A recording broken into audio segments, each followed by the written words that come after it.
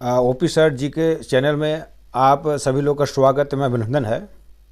आज हम 28 अक्टूबर से 3 नवंबर 2024 के मध्य महत्वपूर्ण प्रश्न जो समाचार एवं अन्य पेपरों से संग्रहित किया गया है, उसको कलेक्ट किया गया है, जो विभिन्न प्रतियोगी परीक्षाओं में पूछे जा सकते हैं। उसकी विस्तृत चर्चा हम करेंगे। जो छात्र एवं छात्राएं नए हैं, वे लोग ओपी सर जी के चैनल को सब्सक्राइब कर लें, जिससे कि आप लोगों को आसानी से वीडियो उपलब्ध हो सके। और सर्वप्रथम पिछले हफ्ते के प्रश्नों को, प्रश्न क्रमांक 1 से 12 तक के प्रश्नों को रिवीजन करेंगे। उन 12 प्रश्नों में से 2 प्रश्न आप लोगों से पूछा जाएगा, जिसका उत्तर आप लोग कमेंट बॉक्स में देंगे। अब हम डेस्कटॉप पर चलते हैं। तो पहला प्रश्न है कि जो पिछले हफ्ते के प्रश्नों को हम रिवीजन कर रहे हैं। वर्ल्ड कप T20 महिला 2024 का खिताब कौन सा देश जीता? तो इसका उत्तर होगा ऑप्शन नंबर बी, न्यूजीलैंड। दूसरा प्रश्न है, भारत सरकार ने राष्ट्रीय महिला आयोग का नया अध्यक्ष नियुक्त किया है, तो इसका उत्तर होगा ऑप्शन नंबर सी, विजया किशोर रहटाकर। अगला प्रश्न है, भूखमरी सूचकांक 2024 में भारत किस स्थान पर रहा? तो इसका उत्तर होगा ऑप्शन नंबर डी, 105वें स्थान पर रहा। अगला प्रश्न है, किस राज्य ने मिशन वसुंधरा 3 का शुरुआत किया? तो इसका उत्तर होगा ऑप्शन नंबर ए, असम। अगला प्रश्न है, कटी बिहू महोत्सव किस राज्य में मनाया जाता है? तो इसका उत्तर होगा ऑप्शन नंबर ए, असम। अगला प्रश्न है, वर्तमान में चक्रवाती तूफान दाना की चर्चा है, किस देश ने इस चक्रवाती तूफान का नाम दिया? तो इसका उत्तर है ऑप्शन नंबर बी, कतर। अगला प्रश्न है, विश्व में सर्वोच्च रैंक वाली भारतीय टेबल टेनिस खिलाड़ी बन गई है? तो इसका उत्तर होगा option number C, Sreeja Akula. अगला प्रश्न है, विश्व आर्थिक स्वतंत्रता रिपोर्ट 2024 के अनुसार भारत किस स्थान पर स्थित है? तो इसका उत्तर होगा 84वें। अगला प्रश्न है, विश्व स्वास्थ्य संगठन ने आधिकारिक तौर पर किस देश को मलेरिया मुक्त करने वाला दूसरा देश घोषित किया? तो इसका उत्तर होगा ऑप्शन नंबर सी, मिस्र। अगला प्रश्न है, अंतर्राष्ट्रीय क्रिकेट में सबसे ज़्यादा मैच खेलने वाली खिलाड़ी बन गई है? तो इसका उत्तर होगा ऑप्शन नंबर सूजी बैट्स। अब हम 2 प्रश्नों को आप लोगों से पूछेंगे, जिसका उत्तर आप लोगों को कमेंट बॉक्स में देना है। यदि नहीं बनता है तो पिछले हफ्ते के प्रश्नों को आप एक बार पुनः देखें। देखने से, बार बार देखने से आपको यह प्रश्न मेमोरी में हमेशा बना रहेगा।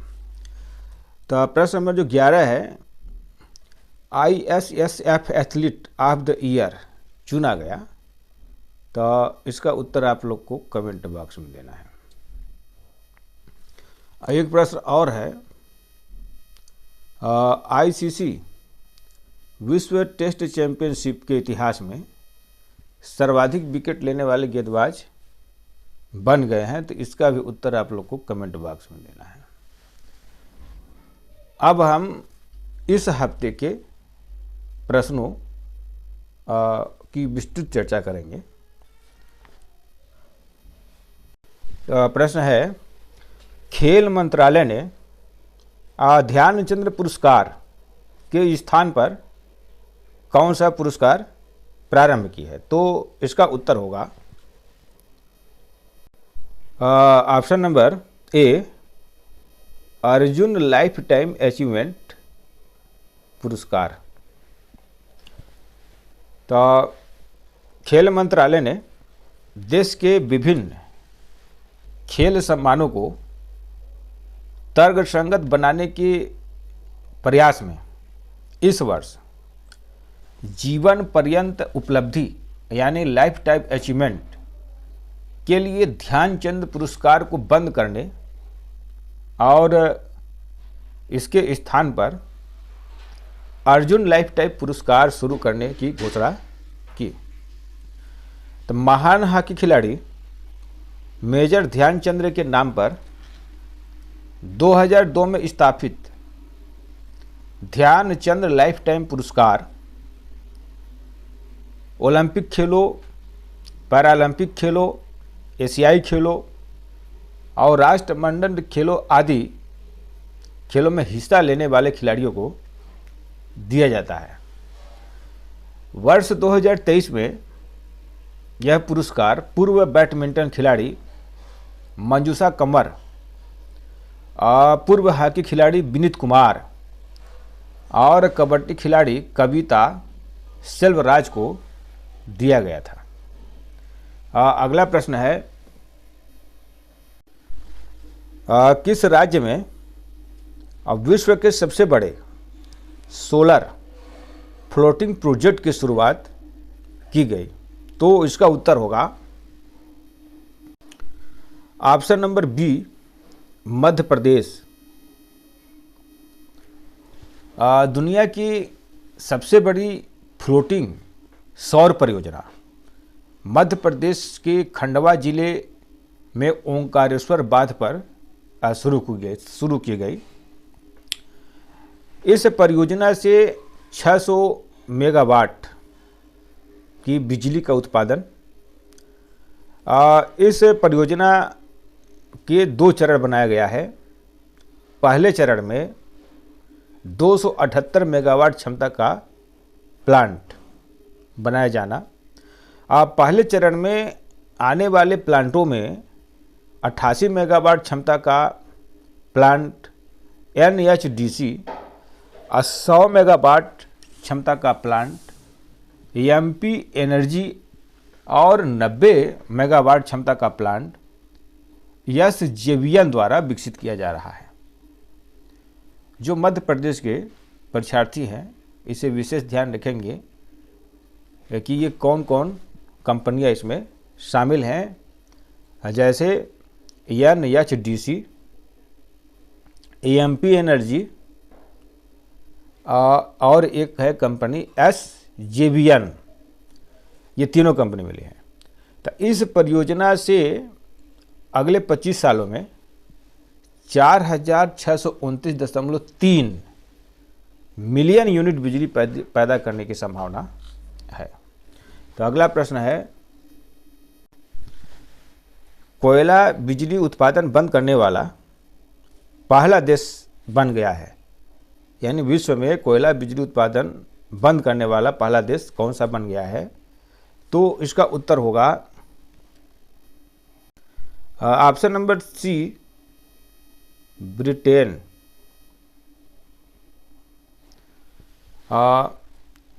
इसे यूके यानी ब्रिटेन प्लांट से बिजली उत्पादन बंद करने वाला पहला देश बन गया है। इसका अंतिम कोयला आधारित विद्युत संयंत्र उत्पादन 142 वर्ष से मतलब बंद हो गया। 2012 में इसका विद्युतीकरण 40% था। तब विश्व का पहला कोयला संयंत्र जो 1882 में लंदन में खोला गया था, जबकि भारत ने अपना पहला ताप विद्युत संयंत्र हुसैन सागर ताप विद्युत स्टेशन 1920 में हैदराबाद में स्थापित किया था। यह भी एक प्रश्न अच्छा है कि भारत में पहला ताप विद्युत संयंत्र कहाँ स्थापित किया गया था, तो हुसैन सागर ताप विद्युत स्टेशन 1920 में हैदराबाद में स्थापित किया गया था। तो कोयला उत्पादन में भारत की स्थिति लगभग 70% है, यानी कोयला के आधार पर ताप विद्युत यानी जो विद्युत पैदा की जा रही है उसमें भारत में सबसे ज़्यादा यानी 70% कोयला आधारित है।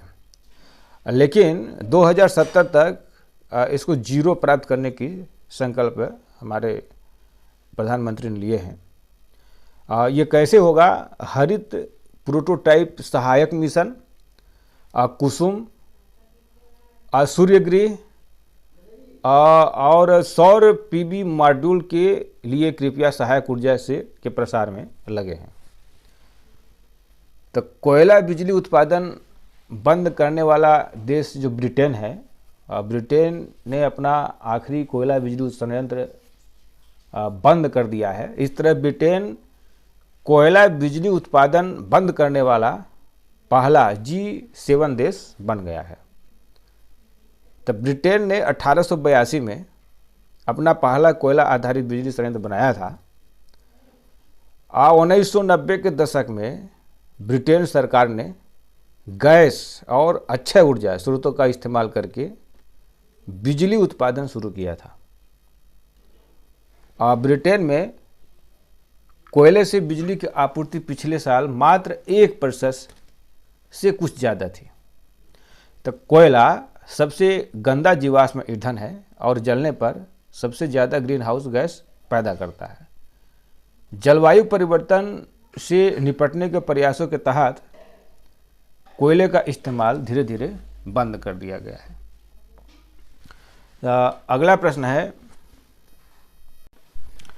वायु गुणवत्ता सूचकांक अच्छा माना जाता है, तो इसका उत्तर होगा ऑप्शन नंबर डी 0 से 50।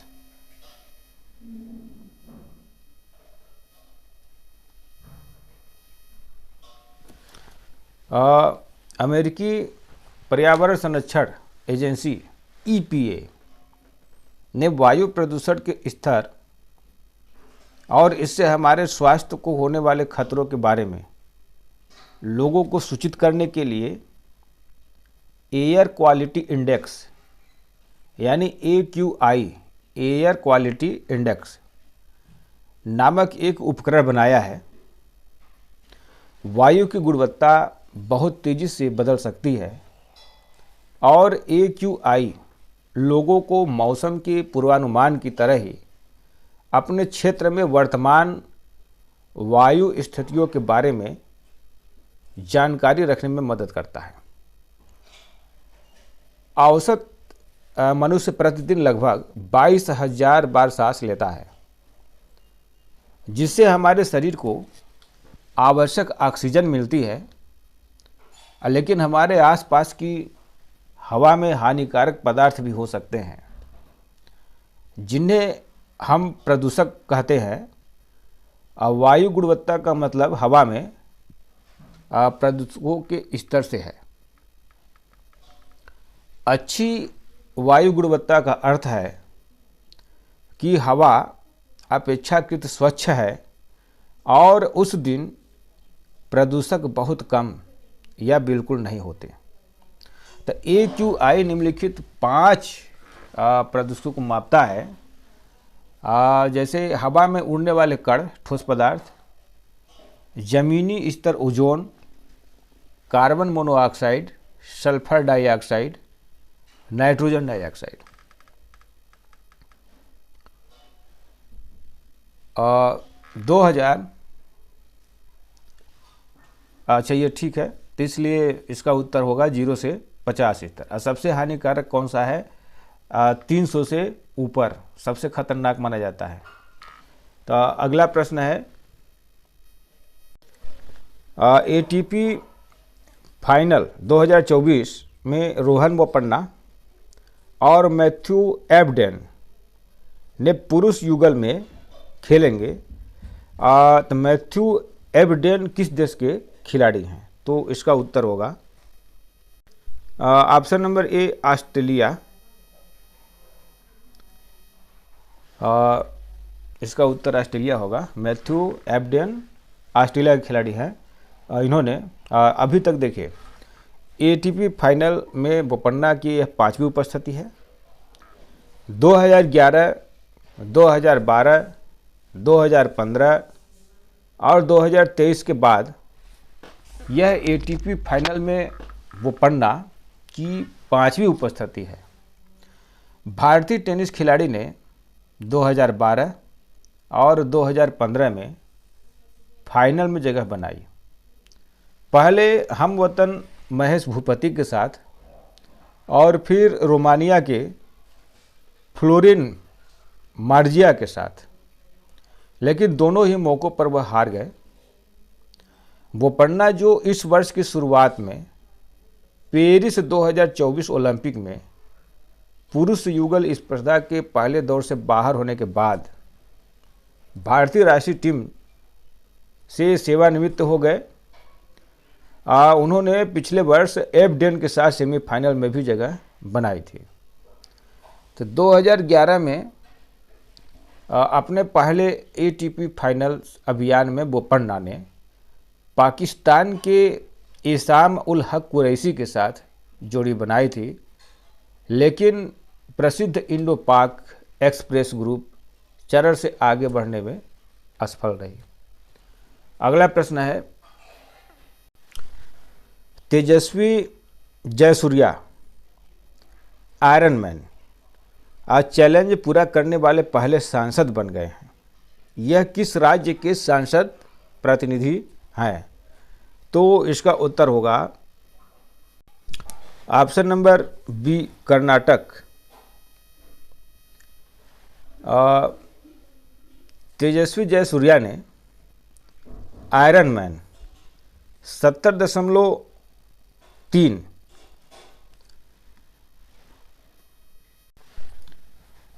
ट्रायथलॉन चैलेंज पूरा कर इतिहास रचा है। ट्रायथलॉन इसलिए कहा जाता है कि इसमें 3 प्रतियोगिता होती है। यह उपलब्धि हासिल करने वाले देश के पहले सांसद तेजस्वी जयसूर्या बन गए हैं।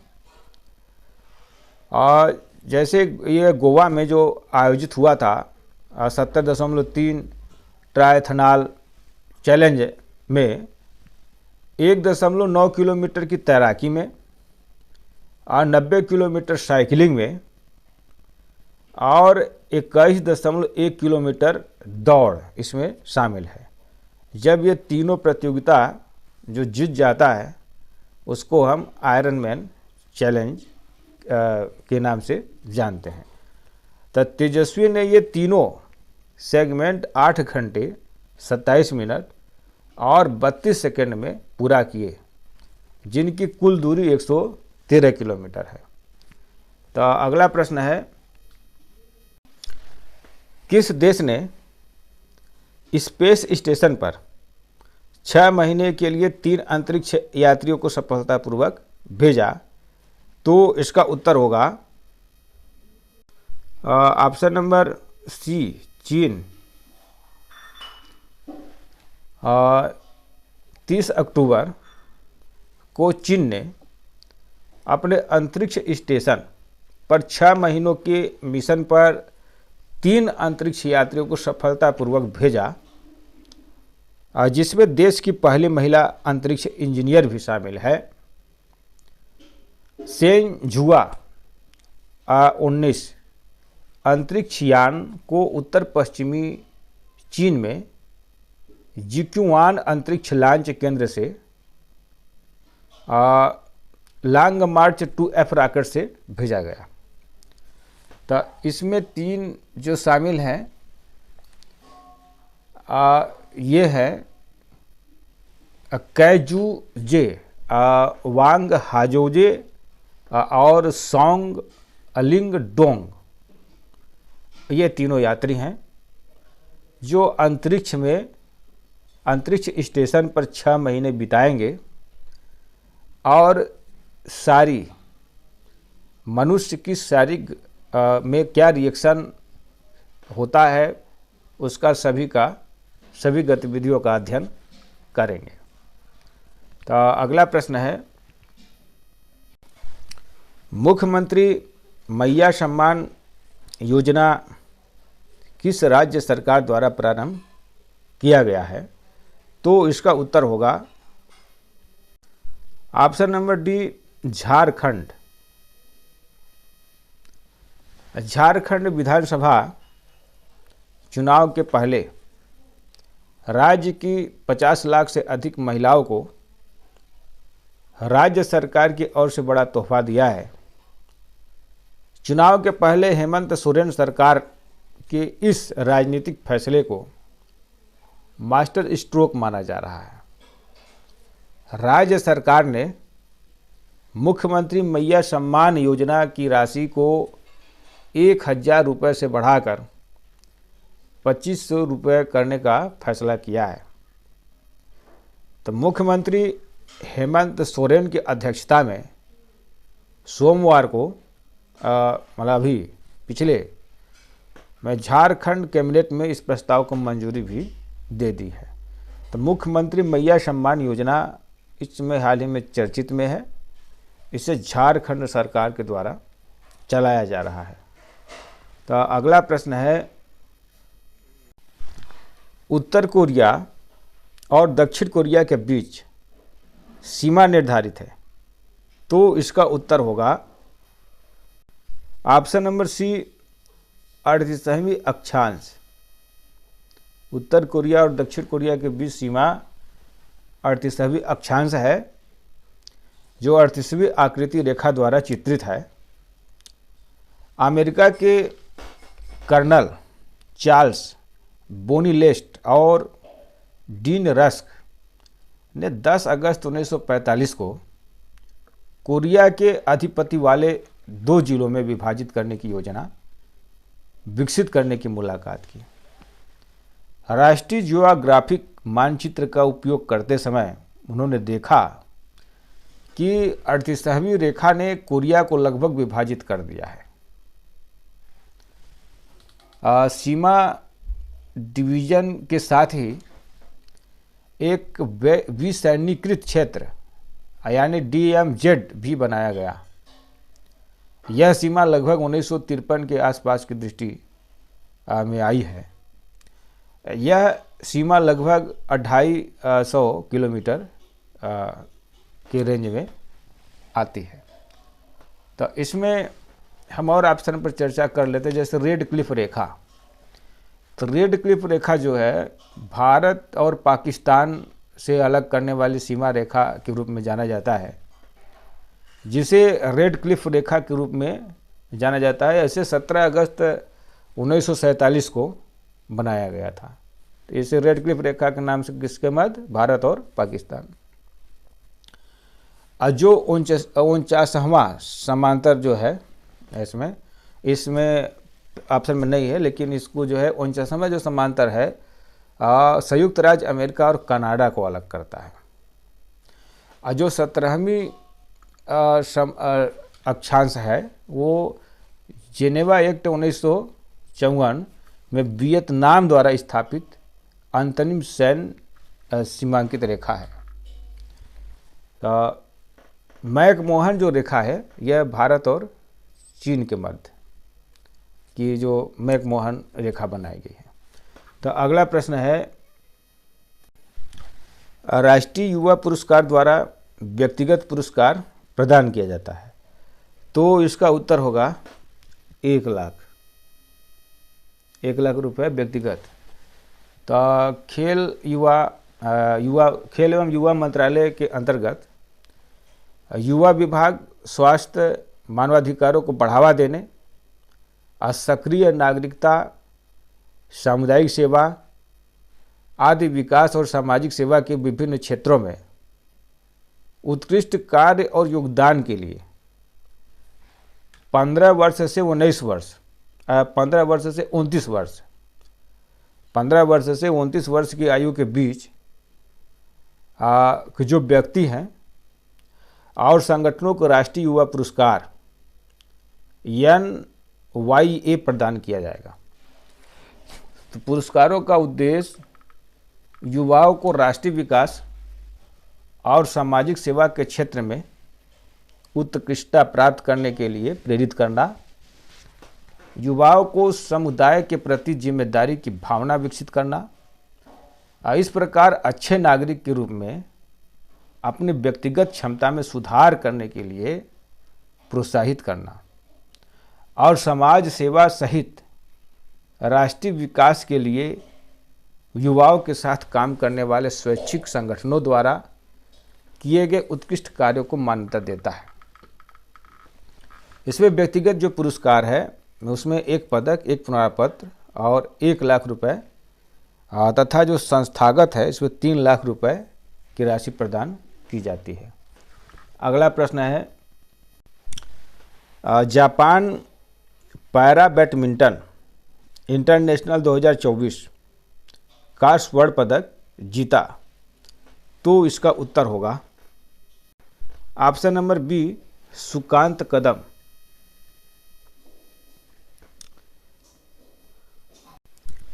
तो भारत के प्रमुख पैरा बैडमिंटन एथलीट सुकांत कदम ने जापान पैरा बैडमिंटन इंटरनेशनल 2024 में शानदार प्रदर्शन करते हुए पुरुष एकल में स्वर्ण पदक और पुरुष युगल में अपने साथी दिनेश राजैया के साथ रजत पदक जीता। अगला प्रश्न है, world justice project WJP rule of law index 2023 में भारत किस स्थान पर स्थित है? तो इसका उत्तर होगा ऑप्शन नंबर सी, 79वां। तो जो अभी इंडेक्स सूची जारी की गई है W justice project rule of law 2023 के अनुसार भारत 142 देशों में से 79वें स्थान पर है, जो ग्लोबल स्तर पर कानून के शासन में निरंतरता का विवरण है। इस वर्ष के दस्तावेज सर्वेक्षण में बताया गया है कि 59% देशों में कानून के शासन में गिरावट आई है, जो 2016 के बाद से लगातार छठे वर्ष की वैश्विक गिरावट में गिरावट आई है। तो विशेष रूप से भारत के कई प्रमुख रिजल्ट में गिरावट का आकलन किया गया है, जैसे मूल अधिकार क्षेत्र में, जहां इनका स्कोर 2022 में 0.5 से बढ़कर 2023 में 0.4 हो गया। तो यह ढांचागत विकलांगता और सरकारी हस्तक्षेप जैसे चल रही समस्याएं जुड़ी हुई हैं। तो ग्लोबल स्तर पर WJP स्टॉकहोम में शीर्ष स्थान पर है, जो स्टॉकहोम, जबकि वेनेजुएला सबसे मूल्यवान मंजिल पर है। दक्षिण एशिया में भारत, नेपाल 71वें स्थान और श्रीलंका 77वें स्थान के बाद तीसरा स्थान है। यानी नेपाल पहले स्थान पर है कानून के मामले में और श्रीलंका 77वें स्थान पर है, जबकि भारत जो है 79वें स्थान पर है, जो तीसरा स्थान है।